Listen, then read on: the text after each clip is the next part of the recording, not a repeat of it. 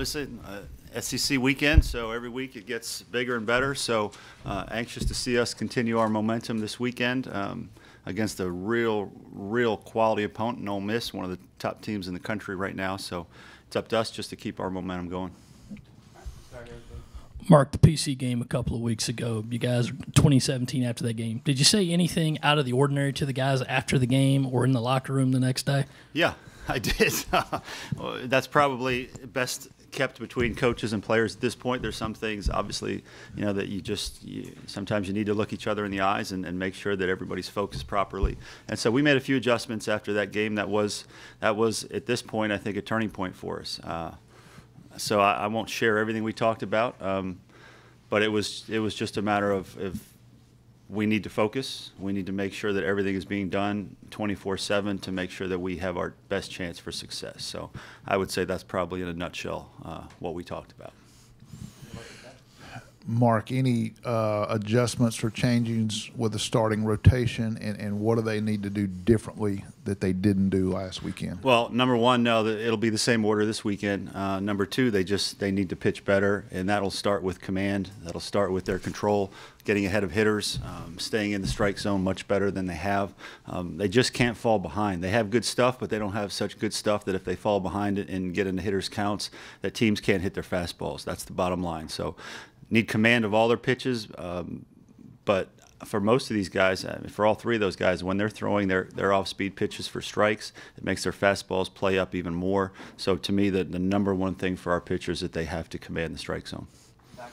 Coach, here in the back, just going off that a little bit with Adam Hill, are you surprised that he's been as inconsistent as he has been this season, where he had such high expectations coming into the year? Yeah, I am. We think very highly of Adam. I think he was primed to go into this season to have a great junior season. He missed most of the fall, just making sure that he would be fresh and ready for the spring. And I don't know if that has anything to do with it. Maybe he's a guy that needs to pitch more to stay sharp. But yeah, we all expected, including Adam, to have a dominant year this year. And at times he's been dominant. It just hasn't been every start like you hope. So there's still a lot of season left. So hopefully he'll get it figured out, and we'll have a dominant guy down the stretch. Coach, what is it about this team, in the last 2 weeks, where any situation they seem to get themselves into, they can kind of claw their way out? Well, we're at full strength. At the end of the day, we're at full strength. That's the most important thing right now.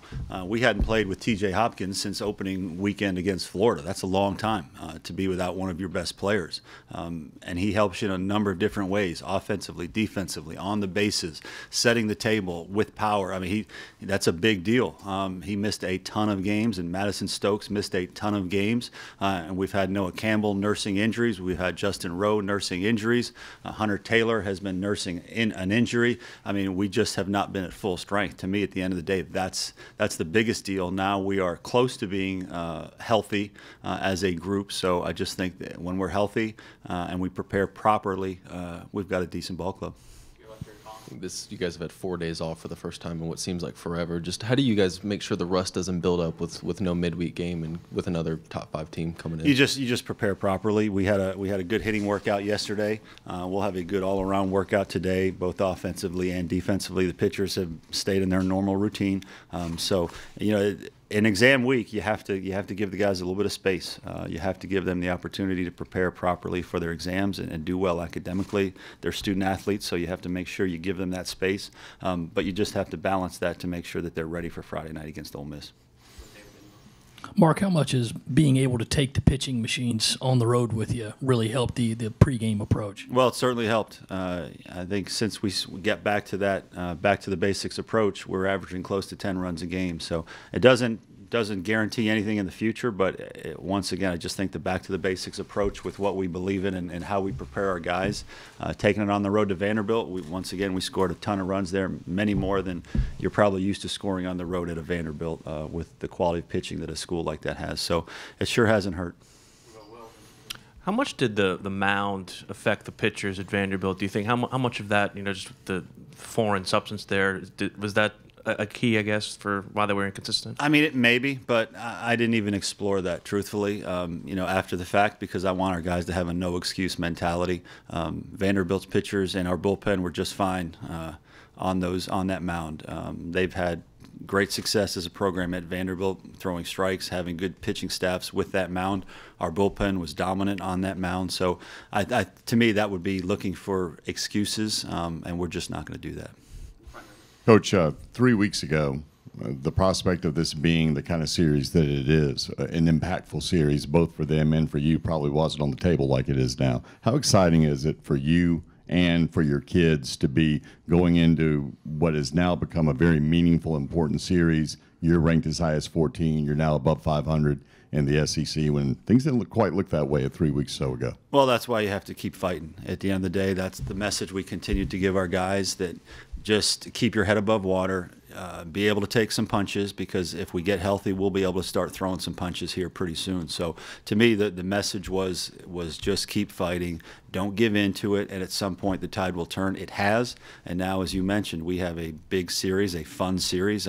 No pressure. Once again, we've talked about it here many times. There's no pressure to this. This is just, we get to play baseball in front of 82-42, hopefully, in the greatest stadium in America against a quality SEC opponent. We've put ourselves back in a position to play some very meaningful baseball, and that's why you become a Gamecock. It seems like now that you've had the rotation kind of settle down a little bit, the bullpen roles and scenarios have kind of settled along with it. How important is that for you, and comfortable are you with where guys come out of the bullpen and things like that? Well, it's very important. You know, and the emergence of Graham Lawson this weekend too, hopefully will help us here down the stretch. We still need to have those starters solidify what we're going to get out of them, and that needs to be consistent effort from them. But I think obviously Eddie has settled into kind of the swing man at this point. We bring him in high leverage situations when we need to stop rallies, when we need to try to hold a 2-run lead. He's been a very important guy in that role. Sawyer Bridges has kind of emerged into a guy that we can close the game out with if necessary. And so those other guys, we still have some guys that need to pitch better out of the bullpen. But we're getting closer to having some defined roles, and it may be continued to be evaluated as we go, but I think we're as close as we've been all season with knowing kind of who to give the ball to in each situation.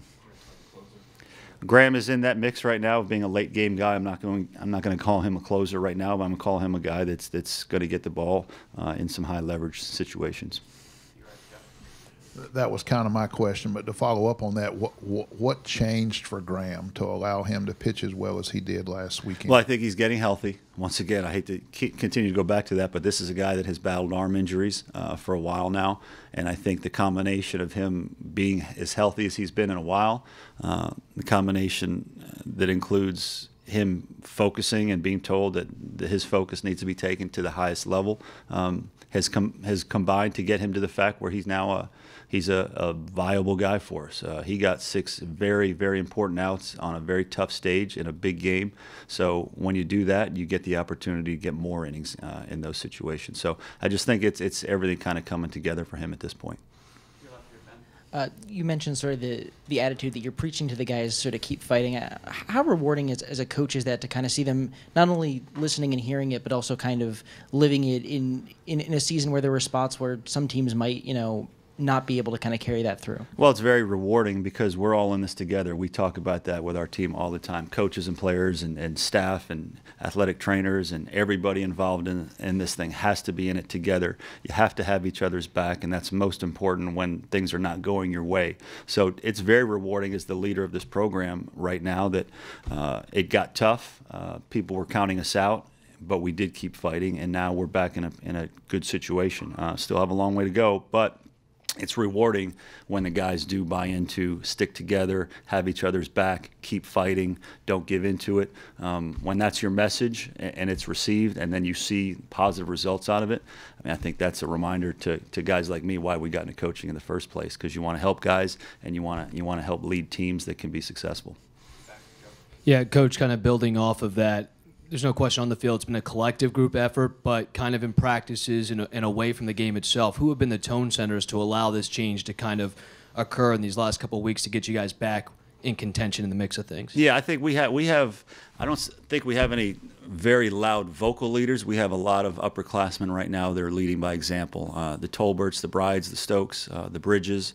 Those guys are doing a really good job of setting the tone. Matt Williams has been a tremendous leader for us on days when he plays and on days when he does not play. He's maybe our most vocal guy right now in terms of just making sure guys are focused, guys are doing what they need to do. So we've had a bunch of guys, especially the older guys. Justin Rowe leads by example with how he plays every day. Had a lot of guys that have really stepped up and done things the right way. And as a coach, it's just great to see them rewarded. What have you seen out of Ole Miss in your scouting reports this week? They're a complete team. They hit over 300 as a team. They steal a lot of bases. They field at a 981 clip, which is elite level. They're pitching under 3.5 at this point. So it's a complete team, and you have to play really good baseball to beat them. So we're going to have to be at our best. I'm sure they'll be at their best, and it'll be a great SEC baseball series. Any more questions? All right. Thanks, guys. Appreciate it.